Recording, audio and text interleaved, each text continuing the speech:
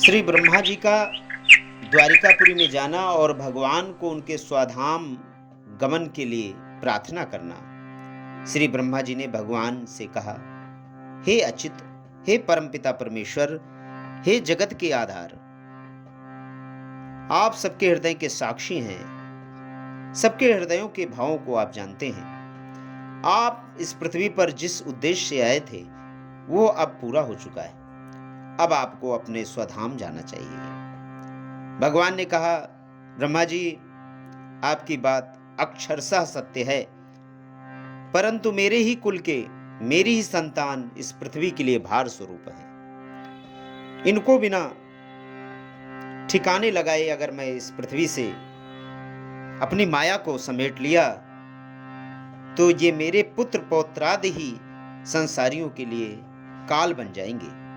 और देखो, इन्हें ब्राह्मणों का शाप भी हो चुका है। तो थोड़ी देर और ठहरिए, उसके तत्पश्चात मैं अपने स्वधाम को स्वतः ही आ जाऊंगा। इतना आश्वासन ब्रह्मा जी को देकर भगवान मौन हो गए। ब्रह्मा जी ने भगवान की प्रदक्षिणा की और अपने धाम को चले गए। इधर भगवान ने अपने पुत्र पौत्राद से कहा कि देखो,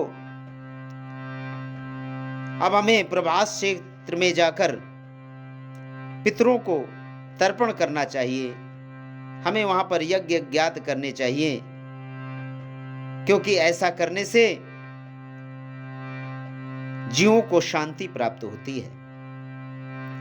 इधर जब उद्धव जी ने सुना कि भगवान सबको साथ लेकर प्रभास क्षेत्र की तैयारी कर रहे हैं, तो उद्धव जी भगवान के पास आए और बोले।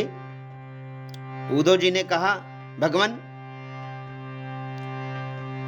मैंने आपके साथ भोजन किया, आपकी धारण की हुई माला पहनी, आपके लगाए हुए चंदन लगाए, आपके उतारे हुए वस्त्र भी पहने और आपके धारण किए हुए गहनों से अपनों को सजाया। हम आपकी जूठन खाने वाले सेवक हैं, इसलिए हम आपकी माया पर अवश्य ही विजय प्राप्त कर लेंगे। अतः प्रभु, हमें आपकी माया का डर नहीं है, डर तो केवल आपके वियोग का है।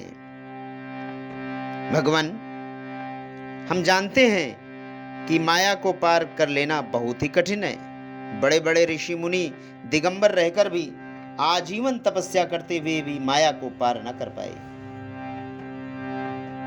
इस प्रकार कठिन साधना से सन्यासियों के हृदय में निर्मल मन आप ही जब उन्हें दर्शन देते हैं, तब वो कहीं जाकर आपको जान पाते हैं। हे महायोगेश्वर, हम लोग तो कर्म मार्ग में ही भटक रहे हैं, परंतु इतना निश्चित है कि हम आपके भक्त जनों के साथ आपके गुणों और लीलाओं की चर्चा करते रहेंगे तथा मनुष्य की सी लीला करते हुए आपने जो कुछ किया है या कहा है उसका स्मरण और कीर्तन करते रहेंगे। समरन्तः कीर्तनायस्ते कृतानि गतिदानि च गत्यायुस्मते क्षणावक्षेल या निर्लोक विडंबनम। भगवान,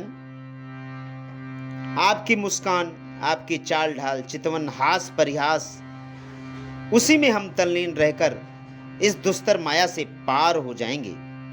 श्री सुखदेव जी कहते हैं, राजन, उद्धव जी ने देवकी नंदन भगवान श्री कृष्ण से जब इस प्रकार प्रार्थना की, तब उन्होंने अपने अनन्य प्रेमी सखा एवं सेवक उद्धव जी से इस प्रकार कहा और बोले, यदा मां महाभाग तचकीर्षतिमेव मे ब्रह्मा भो लोकपाला सर्वासां मे अभिकंकिणः।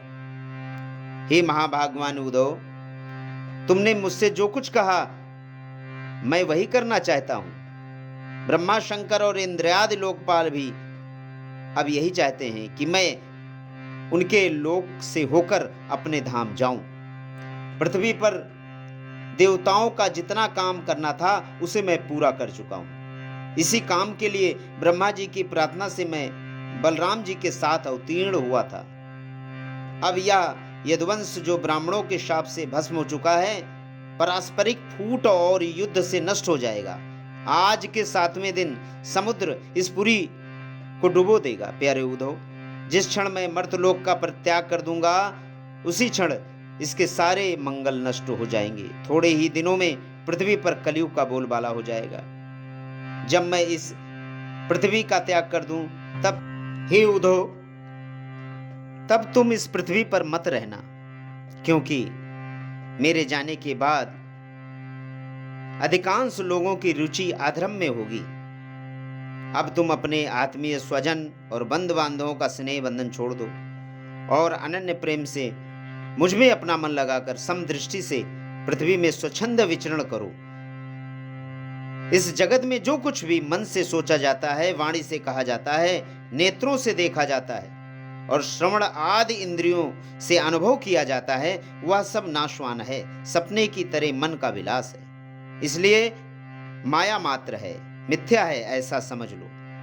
जिस पुरुष का मन अशांत है, असंयत है, उसी को पागल की तरह अनेकों वस्तुएं मालूम पड़ती हैं। वास्तव में यह चित्त का भ्रम है, नानत्व है। सचमुच तो इस संसार में केवल मैं ही मैं हूं और कुछ है ही नहीं। सिया राम मैं सब जग जानी,